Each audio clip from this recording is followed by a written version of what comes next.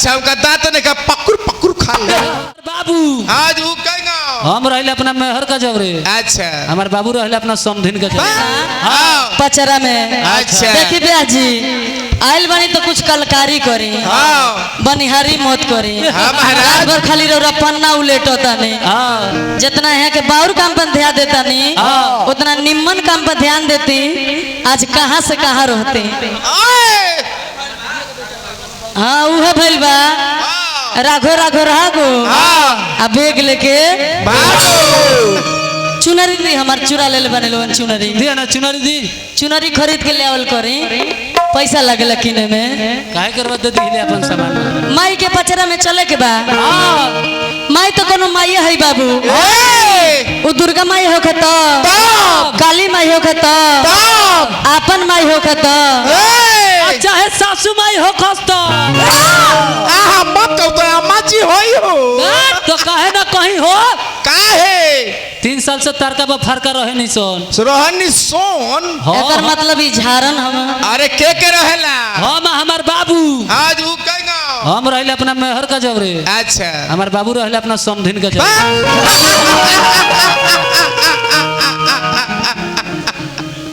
Master जी गोर लगिले ए भौजी तोर भौजी कहता नहीं वही मुँह से मौसी कह देती हालांकि रौरा ना कहे हाँ दयाल बड़ा छोटका बबुआ हाँ रूपेश बबुआ हाँ हाँ मौसी चाहे रवा दीदिया का बेटा हुए हाँ तरवा से मजाक काहे करता रे सब हो जाई बुझता रे रोवा के जाए दी बुद्धि अमरुद्धि पे चढ़ गइल बा नलायक के बेटा हुआ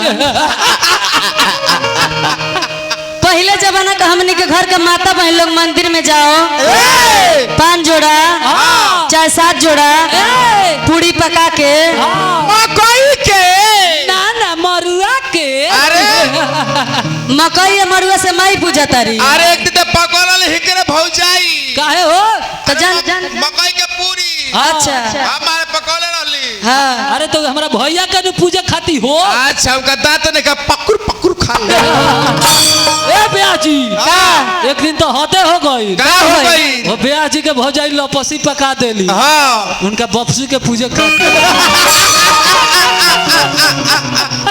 मंदिर में के लखा पूजा करे मास्टर जी जाके लो हाँ कैसे कैसे कहे भागा तेरा बाबू बैठा ए बाबू निमिया के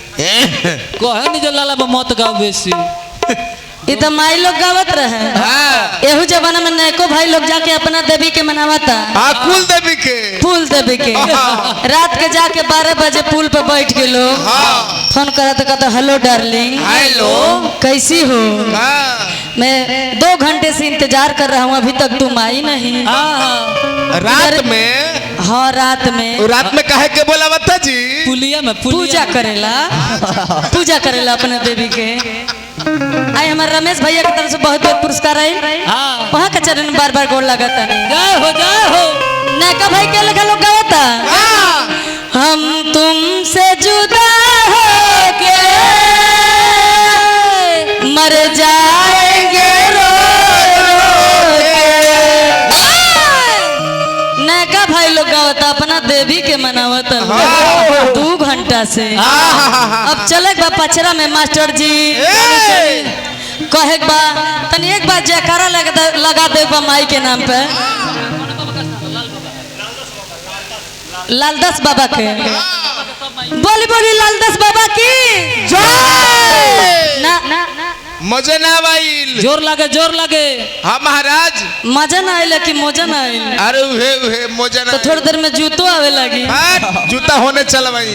ऐसन जयकारा लोगन लगाई, ऐसन जयकारा लगाई, ये गांव का दुख दलितर भाग के ब्याह जी के गांव में चल गए। ए तो उन्हें से ब्याह जी आइल बनी। वो नहीं रहे दा, वो नहीं रहे दा, वो नहीं रहे दी। बोली बोली लालदास बाबा की।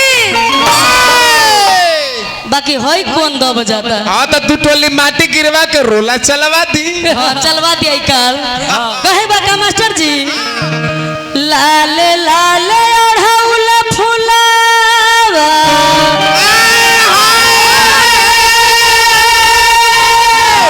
लाल बा चवरिया हो चवरिया रे डोले ना।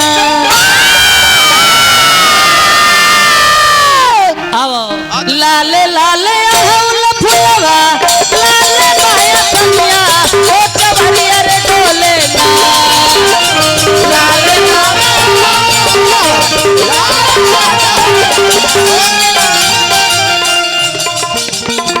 लाले लाले लाले ओढ़ौला फुलावा लाले बाया कन्या ओ चवरिया रे डोले ना, ओ चवरिया रे डोले ना। बाबा बैठल बावे पजरिया ओ चवरिया रे डोले ना।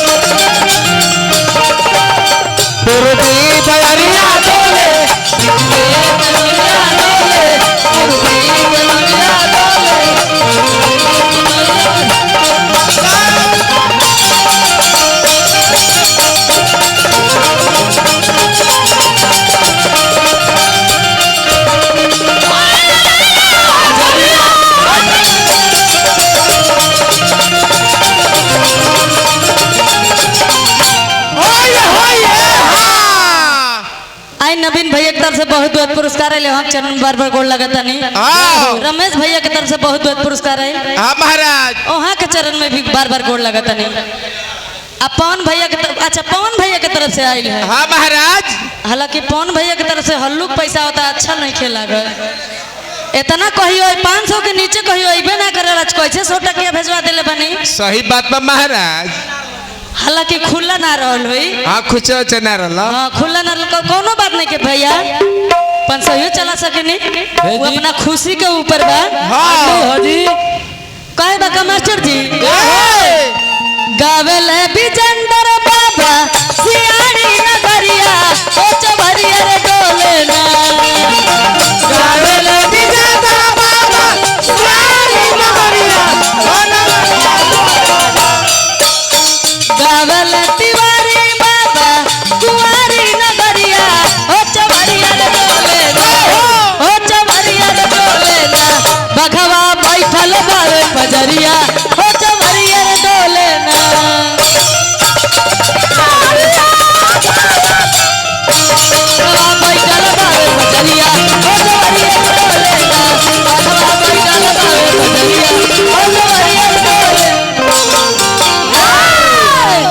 चलते चलते हनुमान जी के गोड़ लाग ले एक बार।